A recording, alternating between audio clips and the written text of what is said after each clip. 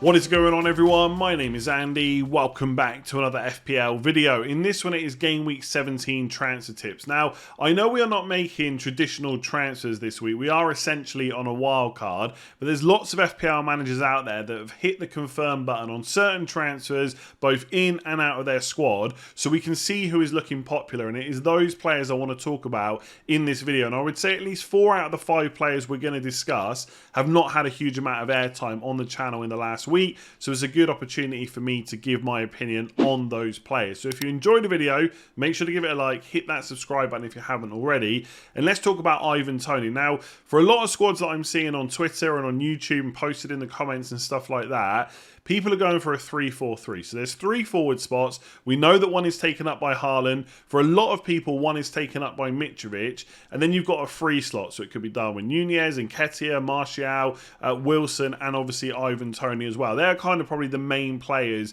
that we're seeing in a lot of drafts. And in one way, there's nothing really bad to say about Toney. You know he's going to play every single match. He's completely nailed. He's going to play 90 minutes in most games. He's got penalties. It's a bit like Mitrovic, right? So he's a pretty solid option, and he's a really good long-term option. You just don't have to worry about him unless he's suspended or injured or something like that. My only concern for our Game Week 17 squads is how long term are you thinking, because the first 3 fixtures are Spurs at home, West Ham away and Liverpool at home. Now, one of the reasons he's been transferred in by over 600,000 FPL managers already is because he got 2 goals against Man City in Game Week 16. So I can't sit here and tell you that Spurs, West Ham away and Liverpool at home are completely awful fixtures after he's just done that, but they're not necessarily fixtures that you'd want to target. So the main ones would be from Game Week 20 onwards. If we come over to the FPL screen, just have a look beyond that. So 20 is Bournemouth at home, then it's Leeds away, then it's Southampton at home, and then they run into Arsenal away, Palace at home and Man United away. So again,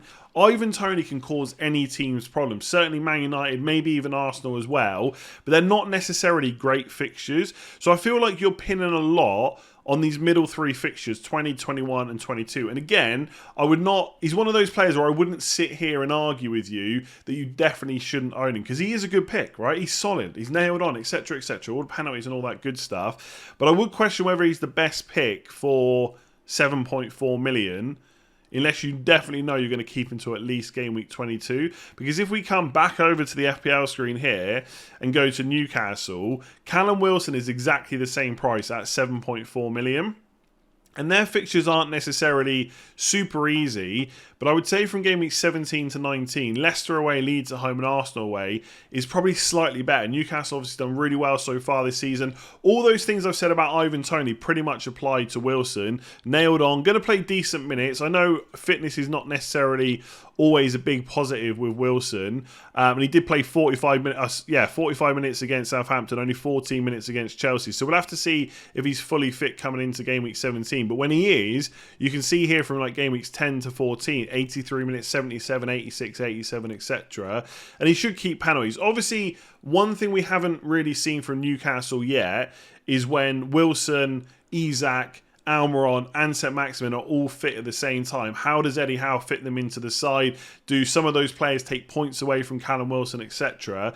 But I think it's an okay he's an okay player to go for straight away. And I think now I recall these 2 fixtures here, I think there was a bit of illness going on. I know a lot of people or some people were speculating over whether or not it's because he was going away with the England squad, so did he really want to play in this Chelsea game, etc. But I think he'll be fine from 17 onwards. So with Ivan Toney, like I said, I wouldn't sit here and tell you that he's a bad pick. I can't really see any reason why you would spend the extra for him over Mitrovic, who has slightly better fixtures and a double game week. I know that Mitrovic has got the 4 yellow cards hanging over him, but I think it's worth taking the risk with him and spending a little bit less than on Ivan Toney. So realistically, a lot of people are going to go for Haaland, right? He's going to be in everyone's teams. Then maybe Mitrovic. Then there's one more slot. And Ivan Toney is not a bad player to fill that with, but I personally think that Callum Wilson is slightly better, especially towards the start of this 6-game week period. So let me know in the comments below. Over 600,000 have transferred in Toney. A lot of that will have been because of the 2 goals against Man City. Is he a good pick? pick? Let me know below. Rodrigo is a player that people tell me I don't talk about enough, full stop, let alone the last week, probably for most of this season, and he has done incredibly well, probably a little bit better than a lot of us realise. So if we look at midfielders for points so far this season, Almiron at the top, which we all predicted at the start of the season, and Rodrigo's on 77, so he's one ahead of Saka, one ahead of Foden, same points as Maddison, Martinelli, Odegaard, who we'd all say have had great FPL seasons so far. So Rodrigo, we've got to put right up there as well. He's only 5 points behind Mo Salah. It's a pretty incredible season. So in general, as long as he keeps playing and getting minutes, I do like him as an option. I know we have discussed what I've seen from Leeds fans and stuff like that before, where he might not be completely nailed on when everyone is fit, but Patrick Bamford in particular has found it very, very difficult to stay fit so far this season. And Rodrigo's numbers are really good. 0.47 expected goals per 90, 0.12 expected assists, and he's done that over a decent amount of time so far this season. 5.9 points per match is pretty decent. Now, I think maybe a few days ago I was saying I'm not sure how many kind of cheap midfielders there are to pick from, but actually there's quite a few, right? Martinelli, Almiron, Rashford, Rodrigo as well. There's Trossard, who I've not talked about much. We'll talk about him later. Maybe even Zaha as well. So there are quite a few options there. But I think, again, it comes down to those fixtures right at the beginning. Man City at home, Newcastle away and West Ham at home just don't look too great to me. Now, when you're building a wildcard squad, you are somewhat thinking maybe 5 to 6 game weeks in the future, maybe even like 7 or 8 as well. But you do have some transfers. It's not that this squad has to last you for the next 5 to 6 weeks. So if you want to make a few small transfers here or there, that's perfectly fine. So one thing that I have thought about and spoken about on my draft video is possibly going for Rashford, because Man United's fixtures in 17, 18 and 19 are so good, and then possibly looking to move him on before Man City and Arsenal, which are the two fixtures Man United have in game weeks 20 and 21. And maybe Rodrigo is one of those players that I could do that with, who then would have Villa away, Brentford at home and Nottingham Forest at home. And it also gives me a good chance to kind of scope Leeds out a little bit and see how many minutes he's getting in those games and how they're performing. But ultimately, he has done great this season. His ownership's low. If you have a look at his recent performances, so game weeks 13 to 16, he scored in every single one. He's actually scored 5 goals, but you can see the minutes are maybe a slight issue, like 45 in game week 11, 45 against Leicester, 63 against Fulham. His expected goals per 90 numbers are good, but he doesn't very often get to 90 minutes, especially when everyone else is fit and available. I do know, having looked at Leeds, that Bamford is still flagged, like hip injury, 75% chance of playing. We'll have to wait and see. Even if he's back fit, I don't think he'll get kind of, 80 to 90 minutes week in, week out just yet, because he's had so many injury concerns this season. So Rodrigo looks pretty good. I just don't think there's a rush to get him straight away. Nearly 250,000 FPL managers have already hit the confirm on that, again, because of how well he did in game week 16. And I've seen him mentioned in the comments a few times on draft videos. I just don't think he's someone I'd pick straight away. He wouldn't be better than Martinelli for me, for example, and because of the fixtures, I probably wouldn't want him in ahead of Rashford. I do think he's probably comparable to someone like Almiron, but obviously Almiron is a little bit cheaper, $500,000 cheaper. So even if you're playing a 5-man midfield, I still don't think I would have a spot for Rodrigo. So I like him as an option. He's done way better than I think a lot of people, including myself, realise so far this season. But those first 3 fixtures are just not it for me. So I'm not quite sure where I land with Trossard as an option for our Game Week 17 squads, and I'm not trying to get splinters by just sitting on the fence, but at 7.1 million, he's kind of in the middle of a lot of other players. So I've already talked about Rodrigo, I've mentioned Rashford, Martinelli, Almiron as well, and if you're willing to go up in price a little bit, Mason Mount at 7.5 million, I think I would even prefer him right now. Now I know that Trossard this season has been better, but Chelsea definitely have the fixtures and they've got that double game week. And if we buy a player or put a player in our squads in Game Week 17, we don't have to keep them for the rest of the season. So you could use a transfer later on. And then for a little bit more money, I know it's easy to say just spend more, but from 7.1 up to 8, it's not a huge difference. So then you've got players like Saka, Foden, Kulusevski, Maddison, who are all in and around that £8 million price point. So there's a lot of competition for Trossard to take one of those 4 spots. And I don't think the fixtures are awful. And this is a player that's already scored a hat-trick against Liverpool this season. We have to say that. But of the next 5 game weeks, Southampton, Everton and Leicester, are not necessarily that difficult, but they're all away games, so that doesn't help. And then the 2 home games are against traditional top 6 sides in Arsenal and Liverpool. And Liverpool haven't defended well, but you wouldn't expect Brighton to do what they did to them once this season again necessarily. So I just think of those 4 midfield spots that a lot of us are trying to fill. If you're on a 3-4-3, one's probably going to be like a premium midfielder like De Bruyne or Salah. When I did that rating drafts video the other day, loads of people had Almiron in there. Lots of people are probably going to have one of like Rashford or Martinelli, so it only leaves like one spot. And does Trossard get in ahead of those £8 million midfielders? Obviously, if you filled your squad with other players and you only have 7.1 or below to spend, well, then it's Trossard versus a Rashford versus an Almiron. Maybe Trossard wins that fight. But overall, I'm just not sure he fits into squads right now. If we look at the fixtures for Brighton, that's not, that might change in the future. And by the way, because we touched on Rodrigo's points, Trossard's on 80. There's only 3 players ahead of him in midfield so far this season, Salah, De Bruyne and Almiron. He has been great.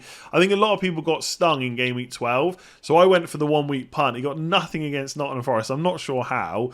And then he gets a goal back-to-back against Man City and Chelsea, then only 1 assist against Wolves and Villa. So that can just happen in football. Don't hold that against him. But in terms of the kind of upcoming fixtures, I'm not quite sure about them. But from 21, where it's Leicester away, then Bournemouth at home, Palace away, Fulham at home, they look like pretty nice fixtures. So again, with a bit of forward planning, maybe it's worth going for someone else first of all and then switching to Trossard later. I've talked about Mason Mount already. He's probably he's just on this list right at the bottom. Only 53 points this season.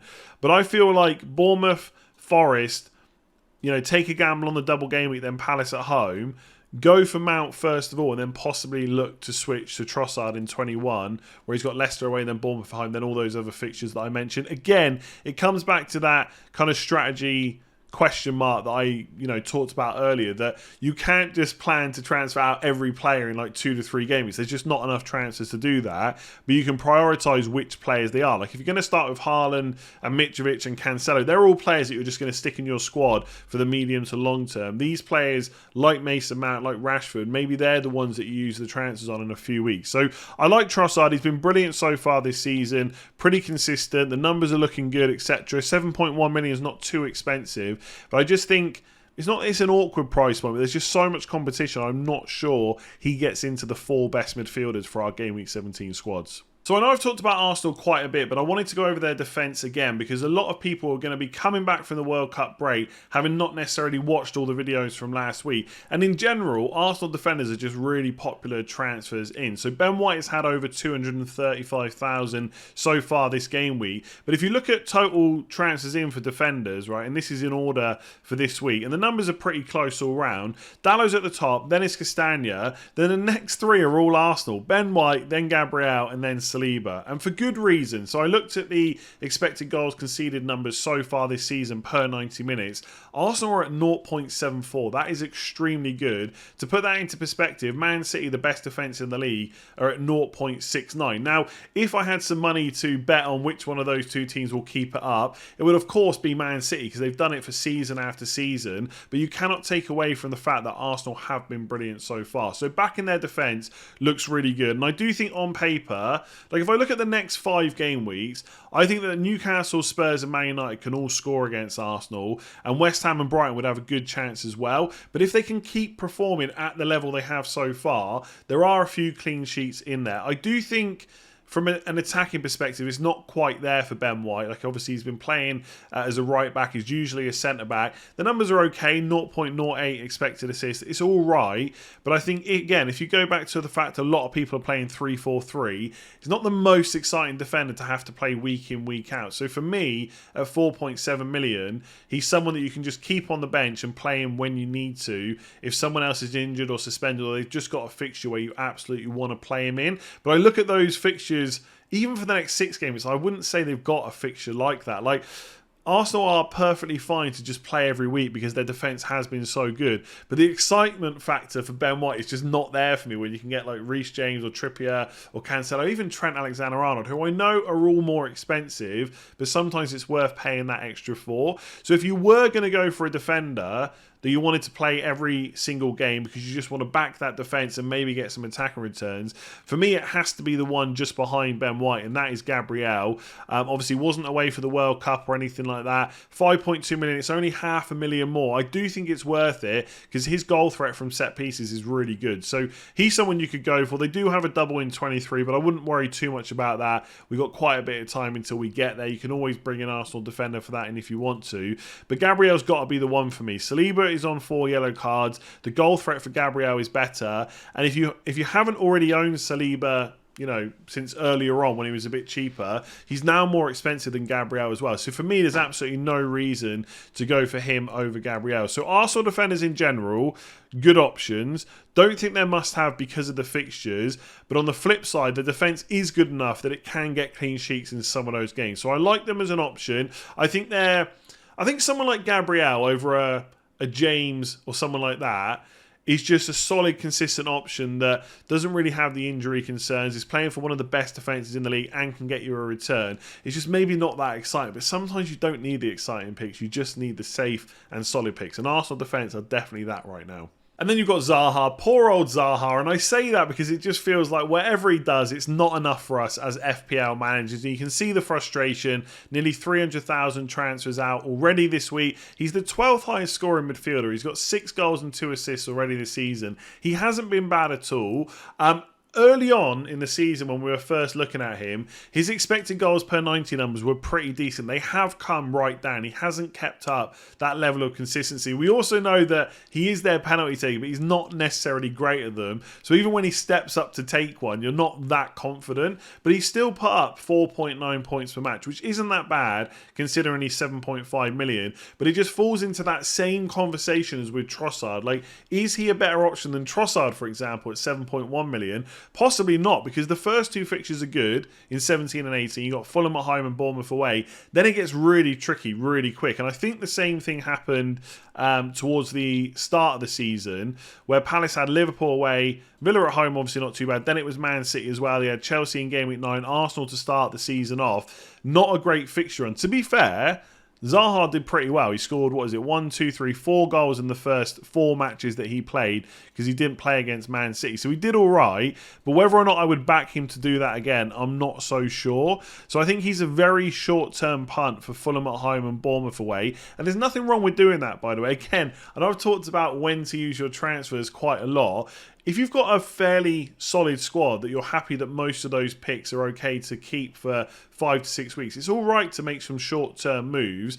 But I think when we've got a double game week in 19 to contend with, there's 1 in 20 as well, you might want to save moves for those kind of transfers instead. So I really don't mind Zaha as a very short-term punt if you then want to look to move him on. But if you're already considering doing that with other players, I just think he's a complete avoid. Plus, it just takes away that stress and annoyance that people seem to have with Zaha. There's plenty of players that we have that just don't do very much for us, and we seem to be okay with it to a certain extent, but it's not the same with Zaha. I think if I look at Martinelli, for example, like, he got 1 assist in game week 16, 1 goal in game week 14, but from game weeks, 6 to 16, what's that, 1, 2, 3 assists, 2 goals. I mean, it's not that bad of a return, but it's not probably as good as the way we talk about him as an option. I know he's a bit cheaper as well, but look, it is what it is with Zaha. I'm not going to convince anyone otherwise. And to be fair, I kind of have those same feelings. It feels like every time I don't own him, he does well, and every time I do, he doesn't. And obviously,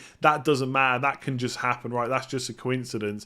But it doesn't help you necessarily go and make better FPL decisions afterwards. So nearly 300,000 people have already confirmed him as a transfer out, and I think that's fair. I think Fulham at home, Bournemouth away is good, but the fixtures after that just not good enough. Let me know what you think about the 5 players that we talked about in this video. If you've enjoyed it, make sure to give it a like. Hit that subscribe button if you're new. I'll be back tomorrow, hopefully with the game week preview. We'll have team selection on Thursday and maybe a couple more videos before the deadline. Otherwise, I will catch you again soon.